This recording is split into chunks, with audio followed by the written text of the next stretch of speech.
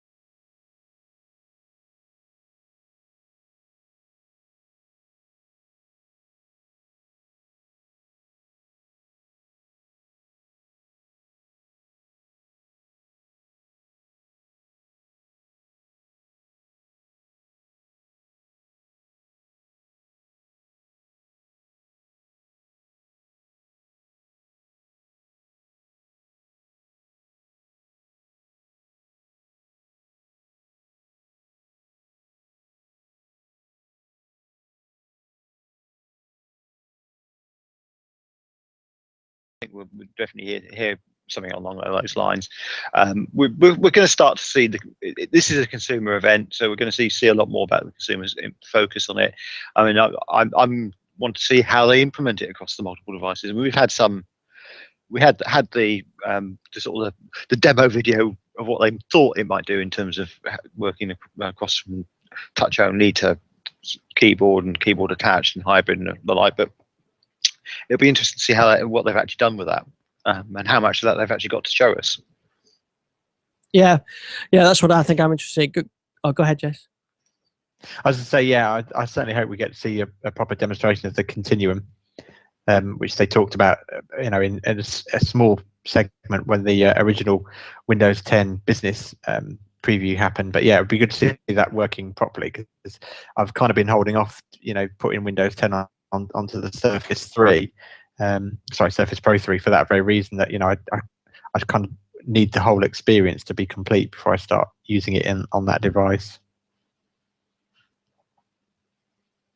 Yeah, I think so. If for what you said, Continuum, so will I be able to then go between the phone and the tablet and then the desktop and sort of carry on my sessions, or are we talking just really between when I'm working in tablet mode with my Surface or when I'm working in keyboard mode? Yeah, so essentially with Continuum, what it will mean is it will be able to adapt. So when you've got a tablet like the Surface Pro 3, when you actually connect up the keyboard, or a Bluetooth keyboard, whatever it might be, or a USB keyboard, it will ask you whether or not you want to switch into kind of desktop mode, which will use the start menu instead of the start screen. And I guess modern apps will run on the desktop in Windows, pretty much like the Windows 10 preview works at the moment. And then when you detach that keyboard, or in the case of the Surface devices, fold that keyboard backwards, it will again ask you if you want to switch back into tablet mode, in which case you'll get the start screen back. I'd imagine that modern apps will then kind of revert back to running full screen. And with me as someone that has a Surface Pro 3, that experience is going to be really important to me, that they get that right. I think from the demo, there was an option that you could actually disable that. So, for people that are happy using a Windows 8 style interface on desktop and on tablet, they'll be able to continue to do so. Yeah, which is, I think, is a very clever idea if they can pull it off. Yes, yeah, I think so too. And then the other thing sort of related to that is the browser, and we sort of heard more rumors of the Spartan, as you were alluding to earlier on with the Halo references. So the Spartan browser. So what do we know about that? I only know what I've read, and that's that it seems to be an app from the App Store, as opposed to, at the moment, Internet Explorer, be it the modern interface or the desktop interface, is essentially the same browser. That's my understanding. It's the same. Yeah. They might work independently, one sandboxed. They can't talk to each other. But you've got a kind of like the show on desktop, and it is both. Still the IE engine running, whereas the Spartan will be a new application from the store. It will be full screen only. Potentially leaving IE. Let's call it. IE. Where are we now? IE 11, aren't 11, we? Yeah. Leaving IE 11 to be a kind of pure desktop mode browser. I'd imagine you probably still have something akin to the IE view on desktop. But really, this is it's a browser built in an app, which should hopefully mean it could open the door to Firefox and Chrome, producing their own App Store based browser. The one interesting rumor I've heard about Spartan last couple of days is it seems that it's going to be likely to be able to run Chrome plugins. Yes, I saw that. Yeah. So what would that give you? Well, there's tons of Chrome plugins out there, and probably most familiar one to a lot of our audience, I guess, would be the one which used to be out there to allow you to watch Netflix from the States. But there's lots of other things available as Chrome plugins, and sort of spell checkers and all sorts of things are out there. There's a whole app store for Chrome plugins, basically. And if you actually think of things like the Google Chrome, the Chromebooks, that's basically how they get all their apps. So there's a lot of stuff out there, and it would actually be quite interesting if Microsoft went that route, because it would actually allow you to run a lot of stuff which you can't at the moment run without installing Chrome. Yeah, so it may negate the need yeah. I mean, I used to be a real heavy Chrome user and moved away just to IE because of the Surface. And although I used a few Chrome extensions, not a huge amount, but there are one or two which I find quite handy. So it would be nice to have those in, and it would certainly be nice for developers to be able to come up with their own extensions for Windows browser. It'd be interesting to see how it's a good point that Jason made there. I mean, I've heard about being delivered through the App Store, and I thought, well, the reason why they do that is they can release rapid changes to it. But that is a good point, Jason. That if they have the hooks into the OS, does that mean then that other companies can develop their own browsers as full screen browsers in the same way? And I guess it would mean that they could. Yeah, I mean, not everybody wants to use IE, so. It would be good if that kind of did open up that possibility. Yeah. It's been interesting to see how it comes across, to how it presents to for developers, to how they have to write the sort of detection code, and whether it appears as Chrome. Because I think if you use Internet Explorer on Windows Phone 8.1, it actually fools the website into thinking it's Chrome, doesn't it? Sorry, Chrome, the mobile version of Chrome. Yes, yeah, which is funny when you view the Twitter website on your phone, because it says you can download the Android app. Yes, quite a few sites do that. Yeah, yeah, I know, which is a little bit infuriating, but yes, yeah. So I mean, I think the splitting out of the browser is going to be interesting to see how they do that, and how that can work from just from a technical point of view, because the Windows Store apps are so restricted that I'm not sure how you could even write a browser. But I guess Microsoft they've got the source code, they can do what they want, Gary. But it's going to be, I imagine it's fairly technically difficult to have that separation. Yes, yeah. I'm interested to see where that actually leads, because if the sandbox is being opened up for Microsoft, then and they outside world, they lie themselves squarely open for antitrust allegations, particularly in the EU. So and Microsoft seems to be becoming a lot more open on stuff they've got from developer point of view. So I'm really hoping we actually see some news on the developer story tomorrow as well, in that is going to actually allow us to do more in store apps. I suspect we may not. We may have to wait to build for that, but I think that's quite an intriguing concept, and particularly if they are doing a really powerful browser, because it does sound like it's not the cut down version of a browser we were forced to live with in the Windows 8 world, in a store app. That has got to have access to things we can't currently access in the store app ecosphere. So it could mean new APIs and things, but like you said, I don't think we'll see that necessarily tomorrow. It'll be more likely to be at build. Yes, yeah, I think we'll certainly hear they'll hold a lot back for build, I'm sure, in that respect. Build's not that far away anyway, so I think it'd be interesting to see. It's funny, since I've switched sort of full time back to IE, I don't really miss Chrome. I used to really dislike IE, but I think at some point around IE 10 and Windows 8.1, things sort of clicked into place, and I find it lighter on resources than Chrome. So a new improved browser would be something I'm really interested to see. Yeah. Now, the other thing that I think has been rumored is we're going to perhaps see some Office stuff. Yes, yeah. So the touch version of Office has been rumored as being demonstrated. Maybe Joe Foley was hinting that very strongly in an article. I think it was yesterday or maybe the day before.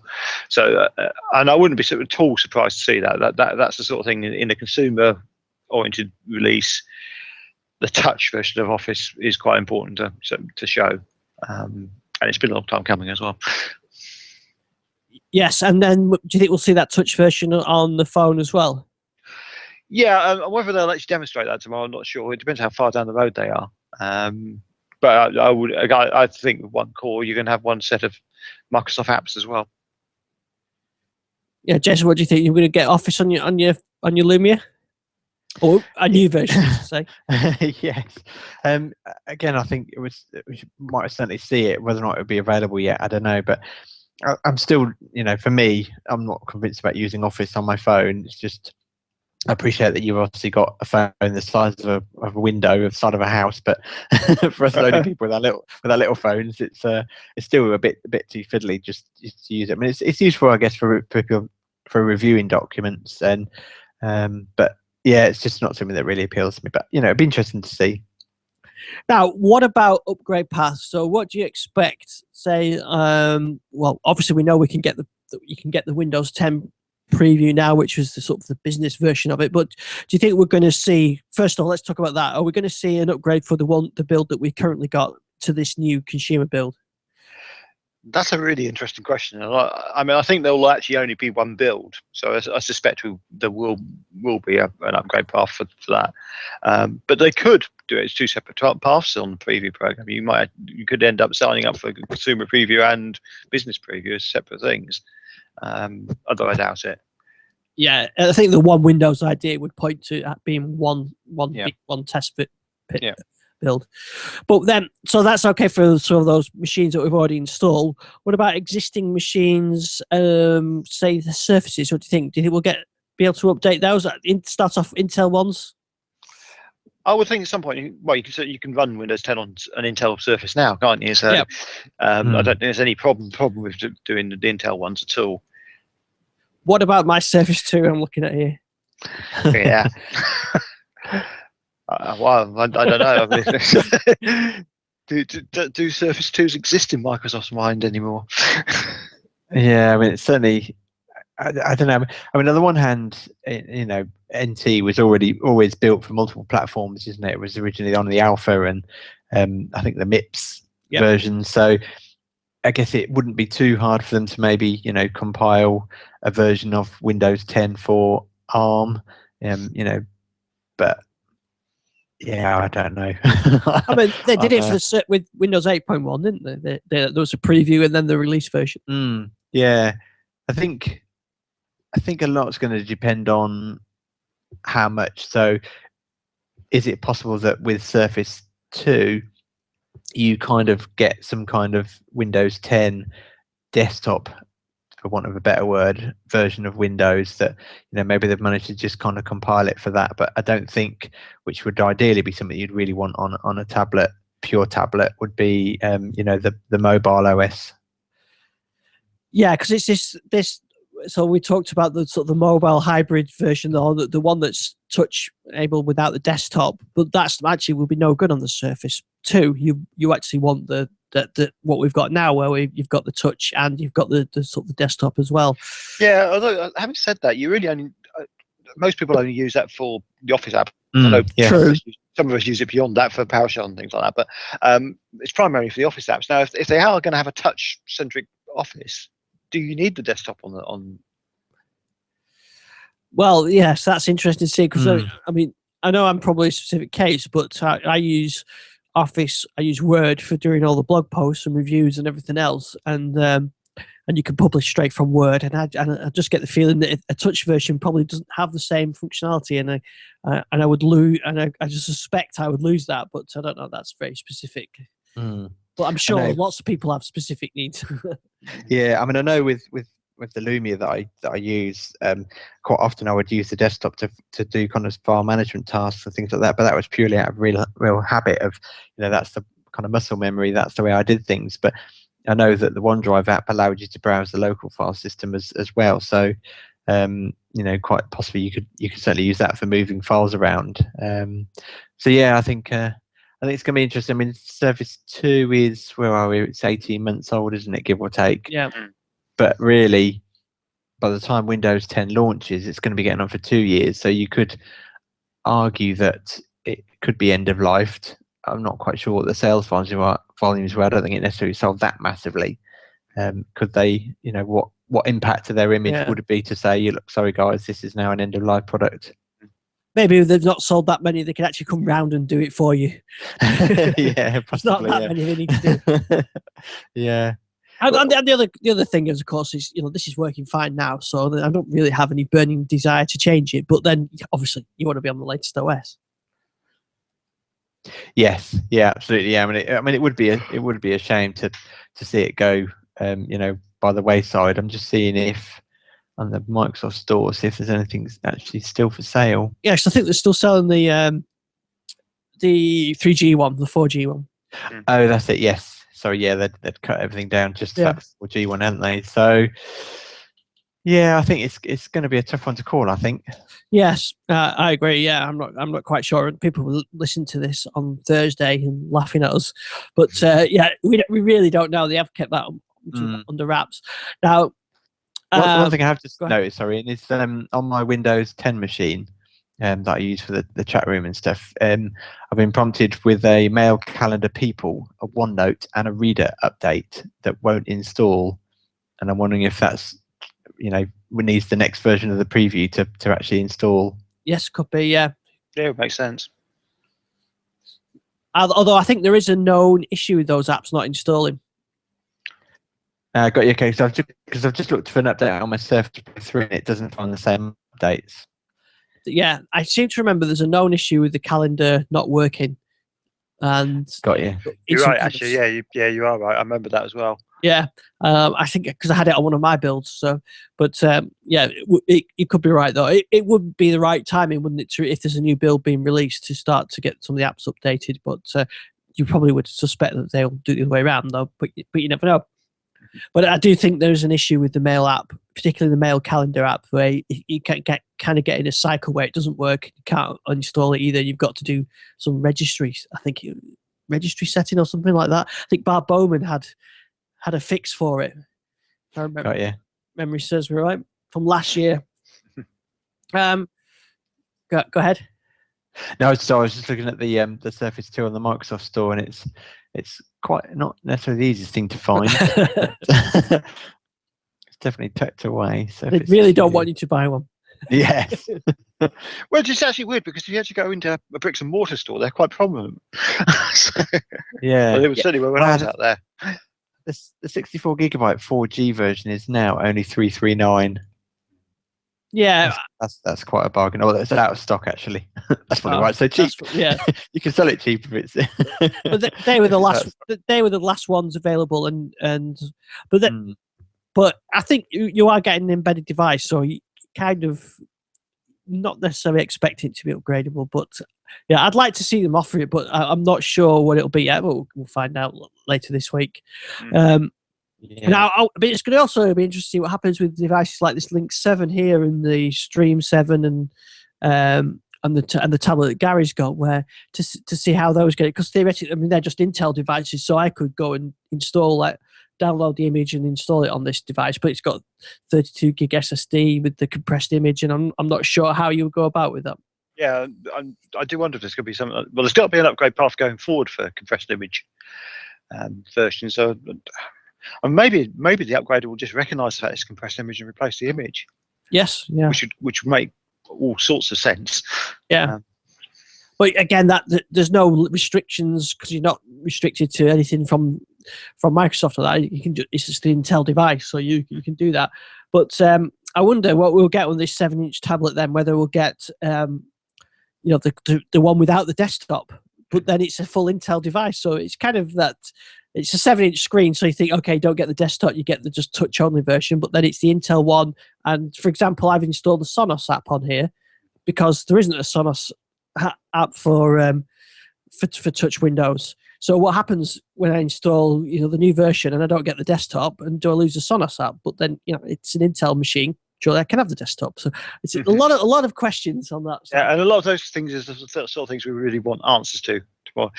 Jason, I've just noticed on my PC that I've got a Mail and Calendar People and a Reader update and a News update. And will they install? They won't install. I've got the News one installed, but the 3 I couldn't. Yeah. So I think there's certainly some behind the scenes preparation going on.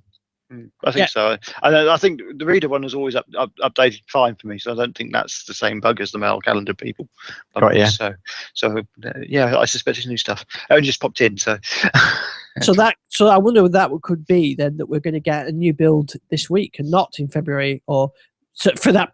So if you've got the existing build of Windows 10, whether there will be a new build this week for that. I think, I certainly would like to think that maybe the people that have set themselves on the fast track would, see it quite quickly, and potentially the people on the slow track would be wait a week or two. And then, of course, the other thing is what happens with the phone, and this is something totally different again. You've got your Lumia 930 or 1520, and are we going to get the Windows 10 available on that? Yeah, I don't know. I'm sitting on the fence. Well, there's that app, isn't there, that was launched last week, the Windows Insider one, which currently only works if you're on a Microsoft domain, but that should deliver you the preview releases. Yeah. I mean, I would be surprised if they were making an announcement like they are tomorrow without having something available. Yes, Maybe. I think so, yeah. I'd just settle for the denim update, to be honest.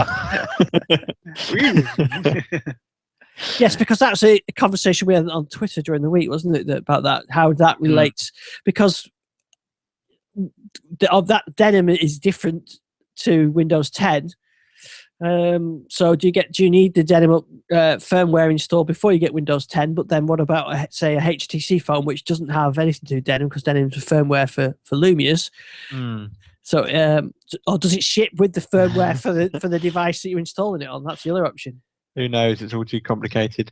I know. I know when Cyan was kind of semi-delayed, and the Windows Phone 8.1 update 1 was released, people could go to that through the developer program, and then later on, when Cyan was released by their carrier, that they would then subsequently get Cyan. So, I think the firmware and the operating system are pretty well decoupled.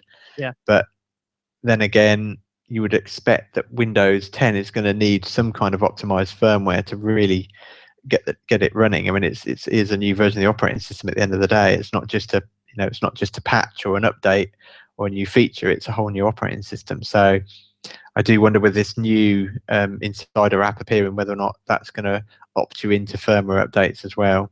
I mean, really, that's what I would like to see, is that the firmware comes directly from Microsoft and doesn't go via the carrier. I mean, that's the endpoint that I think they should be aiming at. Yeah, some problem with that is a lot of the carrier agreements prevent them from doing that. So you can't even actually put a phone. Some carriers would actually block phones if they weren't allowed to check the firmware. Yeah, I mean, it's only really Apple seems to get away with that, but that's their marketing clout, or their clout in general. Yeah. But I also, it leads to an interesting question then, though, is do you really put Windows 10 on your phone? Because as we said in the past, it's okay sticking Windows 10 on this Link 7, and if I break it, it's a £79 tablet, and I'm sure I can probably fix it by doing a clean install. But your phone is something you rely on all the time, isn't it? And whether you really want to put a 6 months away operating system on it. Yes, yeah, I think. I mean, I'll certainly do my best to hold off until I've read a few reviews and see how other people are getting on with it. Because I mean, I do use my phone an awful lot, and it's not something that I'd really, really want to be without. And I'm also, a little bit apprehensive about where they're going to go with the phone operating system, because one of the things that I like on Windows Phone is the fact that you can manipulate tiles and leave white space between them, and you can really organize things exactly as you want, whereas Windows 8.1, well, Windows 8 and Windows 8.1, if you move tiles around, everything else kind of sticks right next to it. So you can't, I like creating a bit of black space around some of my tiles by setting tiles offset from each other, and you just can't do that with Windows 8. That's a very good point. And I'll be gutted if they do that with the phone, because I think it'll be a step backwards. I really want Windows 8 to work the way that the phone does, so that I was going to say maybe the Windows 10 will get the Windows Phone features. I mean, if you look at some things like the Mail client, it's far better in Windows Phone than it is in Windows Desktop. Yes, although we're still waiting to see the outcome, the offspring from this acquisition they made with the Mail client, which his name escapes me at the moment, but I fully expect them to see maybe either use that as the basis for the next Mail app, or at least integrate some of the ideas. I think I've got a feeling that it'd be more although there'll appear to be more commonality between the two of them, I still think there'll be distinct, separate UI. So the start screen on Windows, the next the phone will be an evolution of the current Windows Phone, and we've already seen what it looks like on Windows 10 with the start menu, and maybe the tablet version will just be the full tiled version of that. So I still expect to see two separate start screens. Underneath it might be running the same OS, but the actual tailored UI will be for Windows Phone, and then maybe they'll keep, because of the live folders and everything is fantastic on Windows Phone, much better than how it works on Windows 8.1. Yes, and of course the other consideration is, does the Mail app actually become a universal app, which would make sense. Yes, it should be a universal app, but with the UI tailored to detect the resolution that you're running at. But which of the two would you choose? I prefer the one on Windows. So I hate the one on in Windows 8.1. It becomes more unreliable the more I use it. It seems to be. But the one on Windows Phone is great, and I have no issues with that. Yes. No, it's it's going to be quite a tightrope, I think, this transition. Hopefully they'll walk it well. So other things I think they're going to show, I think we've had some hints that they're going to talk about PC gaming. Yep, well, the fact that the guy from Xbox is there makes a lot of sense. They'll be talking about PC gaming. Yeah. or they're going to talk about Windows 10 on the Xbox, maybe. Maybe they'll bring back, which they announced at one of the CSs I was there, games for Windows Live, wasn't it? Yes. Yeah. Whatever happened to that? Yeah. I mean, certainly, the Xbox, that's something that we need to talk about in terms of, that will get a Windows 10 update, and maybe that becomes more closely aligned, that, games even become a universal app that run across, Windows and Xbox. That'd be interesting to see. You might get the Spartan browser as well. Yeah, and consider a world where you buy Call of Duty on the Xbox One, and then you also get that game to download, and it's the full Xbox One game on a PC. I guess there's some risk there that people might start buying, using games on PCs more. But I do think Xbox and even PlayStation, they have a kind of console market, and I don't think there's necessarily too much crossover between the two. I think the majority of people like the fact that a gaming device is just to switch on and play, as opposed to a PC where you've got to worry about latest graphics drivers and latest making sure that all that's optimized. Although rambling on, maybe that with the common platform that becomes less of an issue. Yeah, I mean, I know a lot of the hardcore gamers still love to game on the PC, so because they can just get that extra edge over the consoles. But what about, even here's a radical thought, which we'll find out next week if it comes true. What if the Windows, the desktop Windows 10 actually has the same Hyper-V engine running behind it, and you actually have an Xbox session?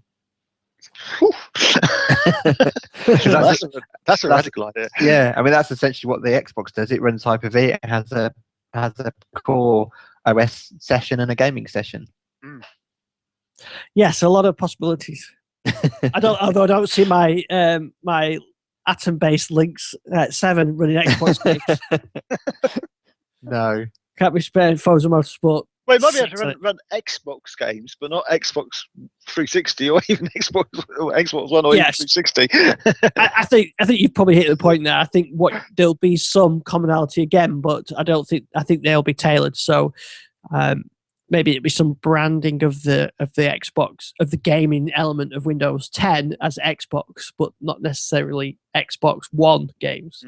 Just Xbox in quotes. Yeah, but I mean, certainly, apps. The name escapes me now. I should know it, but is it Plex on Xbox One? Yeah. If that becomes, more of a universal app that works across Xbox and Windows PCs and tablets, that makes their life a lot easier, instead of developing an Xbox One app. That they maybe that it then leads to we've obviously got the iPlayer app on Xbox One. What happens if that becomes a universal app? Yep, there's possibilities. Yeah.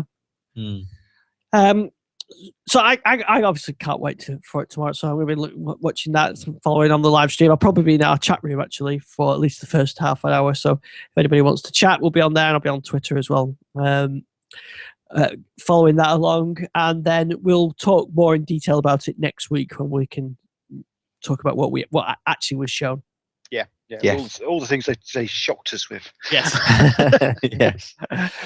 Now, there was a couple of things I wanted to fit in before we run out of time this week. So, last week, a lot of response to the Intel Compute Stick. A lot of people seem very interested in that we talked about. That. So that was the HDMI dongle PC that Intel announced that's due pretty soon now. I think they said February, didn't they? Yeah. Pretty good price, sort of $149. But I got a massive sneeze. No, no, it didn't come. But actually, Handspree have launched one. And I saw it today on Dabs, actually. I was just on dabs.com, which is a UK-based sort of PC laptop seller. It's actually owned by BT. It is, yeah. We use it for work, so it's BT for work or whatever it's called. But anyway, so they've got this Handspree one, which looks very much like the Intel one. I don't know if you've seen the pictures of it. Yeah, they certainly do look very similar. I mean, I'd imagine that Intel have got some kind of reference design that OEMs can utilize. So it'll be certainly good. I mean, competition breeds cheaper prices. So this is this Handspree one is same idea, HDMI stick, similar size. Look, I'm not sure it looks bigger, but I think that might be just the photos. But it's got USB port on it for plugging whatever you want onto it. USB power. It's Bluetooth 4.0, Wi-Fi, and an Atom processor, quad-core Atom, micro SD card slot, 32 gig eMMC storage. Yep. With Windows 8.1 for $169.99. Yeah, so basically, it's the same spec as the Intel Compute Stick, isn't it? I think. Yes. I haven't heard anything there which sounds different. So yeah, I'm sure we're going to see reference to design. I'm waiting for the Lynx one. That'll be about 40 quid, won't it? Well, that's the other thing I was thinking while I was reading this, actually, and thinking, that's not a bad price, 170 quid. I was thinking, should I review one? But I thought, I'll wait for the Intel one, see if that's cheaper, because they announced that was $49, so I was expecting a bit lower. But this Lynx 7 is similar. It's got a HDMI, it's got micro HDMI output and HDMI power, so I could sellotape this to the back of my PC. I mean, it's so light, a piece of blue tack would hold it on there. Command strip, yeah. Yeah, a bit of Velcro, the Velcro strips you stick on. You could stick one of them on it, and you've actually got the same thing, haven't you, really? Yeah. I think this is slightly more powerful, isn't it? I think the Compute Stick's it's slightly better, but it's the same principle. The same principle, yeah, definitely. I mean, the Nook was the other thing as well. I know you had some exchanges on about that on Twitter. Yes. So some people saying, why would you buy a Compute Stick when you can buy a Nook cheaper? And there is something to be said for that. I mean, the one I picked up really cheaply and set up before Christmas. I mean, that was about, I think the actual unit was about 60 quid.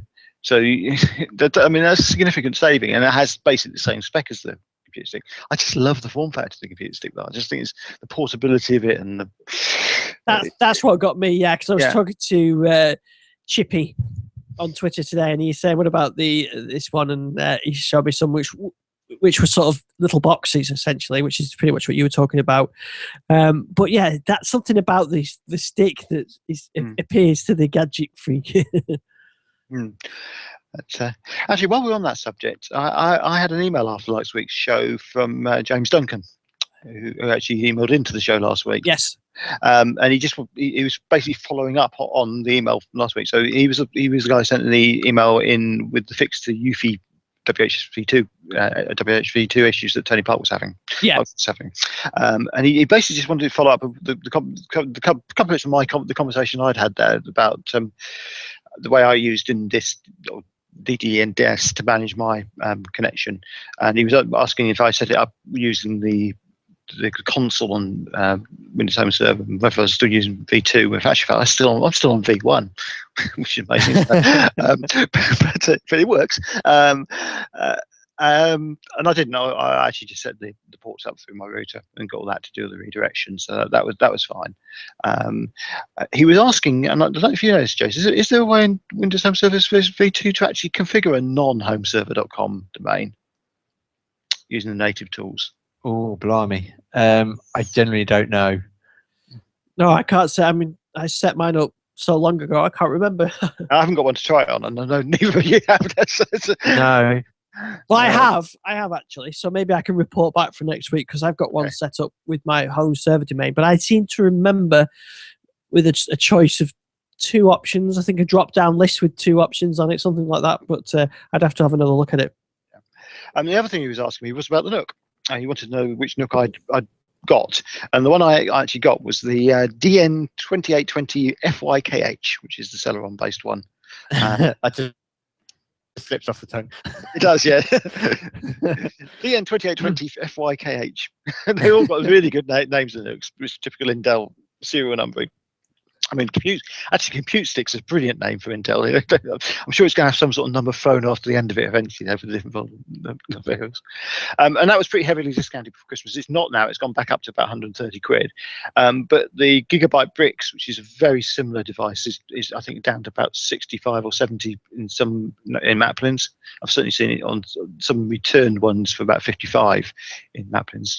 So that's a good little product to look out. But he actually posted, including in his email, a link which I'll post. I'll just post into the chat room. But that looked really interesting bit of technology. It's Woodpack's posting the chat room. If the chat room hadn't just closed down on me. But well, you can send me the link and I'll include it in the show notes. I was just going to put it in there so you can both have a look at it. It's a nookish sized device, but it looks a lot more like a media center type box, but smaller. It's a bit difficult to explain without actually showing you. So I'll try and get back into the chat room. But the interesting thing on the manufacturer's page is they've also got a little handheld remote, which is a voice control one as well. So it's a bit perfectly for use for my voice control system. There we are. I'm back in. Let's see if you can get that one. There you go. Have a link. I'll wait for it to turn up. While waiting for that, I want to mention.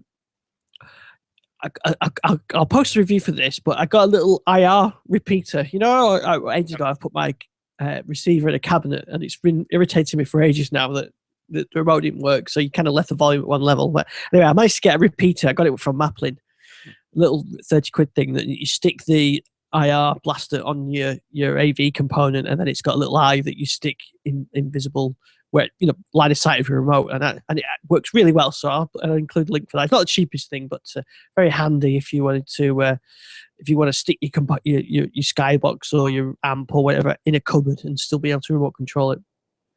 Yeah. So this link is Futeco. I assume that's how you pronounce it, and they do the Melee range of PCs and things. They do. I've heard of them before for doing Android boxes, but they're obviously moving into PCs as well. But the thing that's been intriguing me was this F10 Pro remote, because it's remember the older Air remotes, the ones you could wave in the air. Yeah. It's one of those, which I haven't seen any of those for ages. So you can actually do that. It's got a QWERTY keyboard on it, and it's got voice microphone on it as well. So it seems to be a jack of all trades.